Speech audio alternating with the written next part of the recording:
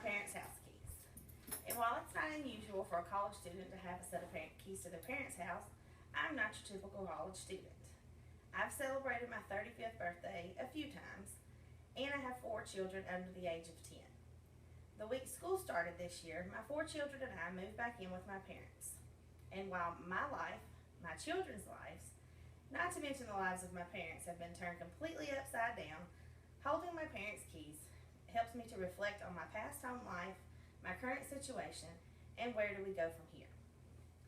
Thinking all the way back to when I lived with my parents before, I have many fond memories.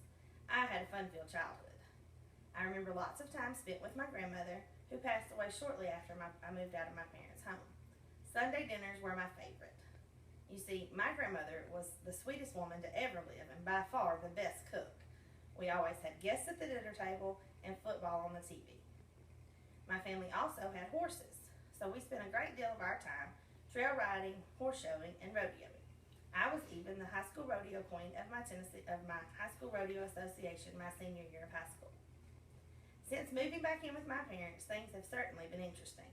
It's not easy cramming 5 people and all of their stuff into one bedroom.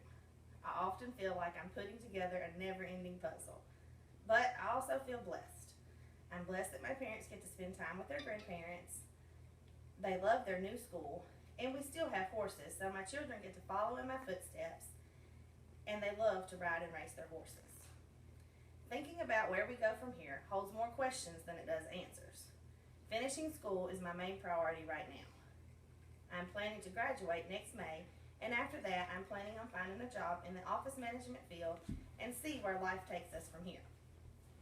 I don't know how long we'll be at my parents' house. Right now, we just take it one day at a time. You could probably imagine that returning to your parents' house with 4 children in tow can be frustrating and discouraging. But one of my grandmother's favorite sayings was, "Count your blessings."